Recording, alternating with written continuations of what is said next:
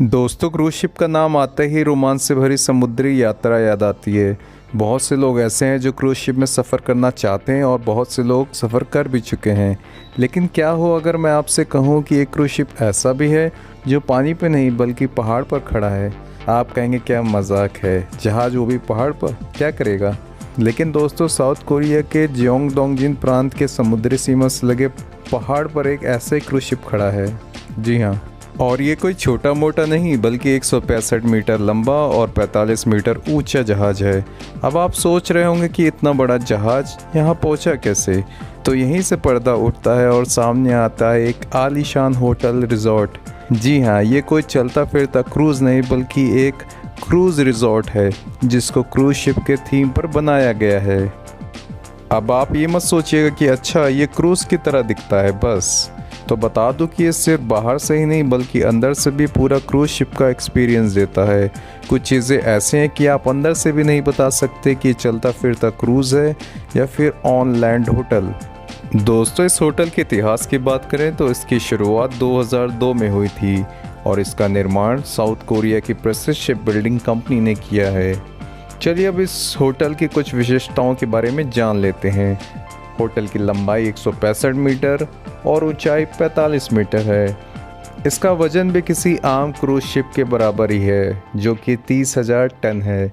इसमें टोटल 211 कमरे हैं जिनमें बेडरूम, अपार्टमेंट और फंक्शन रूम भी शामिल हैं। इसके साथ साथ इसमें टोटल 6 रेस्टोरेंट और एक बार है।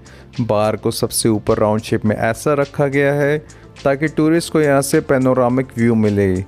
इसमें नाइट क्लब, स्काई लॉन्च और सी वाटर पूल भी है। फिटनेस की अगर बात करें तो इसमें modern fitness centre, volleyball court और नेट वाला गोल्फ रेंज भी है। अगर होटल के बाहरी हिस्से की बात करें तो इसके 3 तरफ क्रूज़ होटल थीम पार्क भी बनाया गया है। जैसा कि हर एक चीज़ की अपनी एक यूएसपी होती है, इस होटल की अपनी एक यूएसपी है। इस होटल की यूएसपी है इसका लोकेशन। जी हाँ, इस होटल को जापान सी के छोर पर बसे एक चट्टान पर इस तरह से बनाया गया है कि होटल से देखने पर आपको ऐसा लगेगा मानो आप सच में एक क्रूज शिप में हैं, क्योंकि दूर दूर तक सिर्फ समुद्र ही समुद्र नज़र आता है। दोस्तों, सिर्फ यही नहीं, क्रूज शिप का पूरा एक्सपीरियंस देने के लिए लोकेशन के साथ साथ होटल और होटल के आसपास बैकग्राउंड म्यूज़िक भी दी गई है।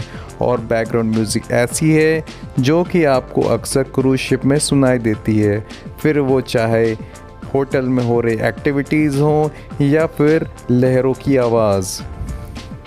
है ना कमाल की बात। अच्छा, क्रूज शिप का नाम आते ही हमें टाइटैनिक मूवी याद आती है और टाइटैनिक मूवी में याद आता है वो टाइटैनिक वाला पोज। जी हाँ, तो अब उस पोज को करने के लिए आपको किसी भी क्रूज शिप में नहीं जाना पड़ेगा क्योंकि वो भी यहाँ इस होटल में पॉसिबल है। जी हाँ। अच्छा, इस होटल के बारे में मैंने जितना भी आपको बताया उसके हिसाब से आपको इस होटल का एक रात का किराया कितना लगता है? 1,80,000, 50,000, 40,000, 30,000 तो होगा ही होगा। नहीं, इसका किराया है मात्र 5,000 रुपये इंडियन रुपीज़ में। जी हाँ, मात्र 5,000 रुपये पर नाइट।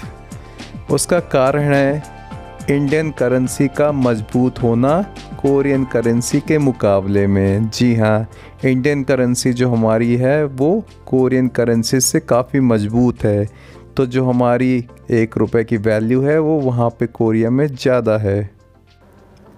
तो दोस्तों, ये था क्रूज़ थीम बेस्ड रिजॉर्ट के बारे में जानकारी। उम्मीद करते हैं आपको ये एपिसोड अच्छा लगा होगा। अब आप नीचे ये कमेंट मत करना कि मेरे लिए पैकेज बुक कर दो, मेरे लिए फ़्लाइट बुक कर दो, मेरे लिए टिकट कर दो या मेरे लिए होटल बुक कर दो, क्योंकि वो तो मेरे बस की भी बात नहीं है। Thank you.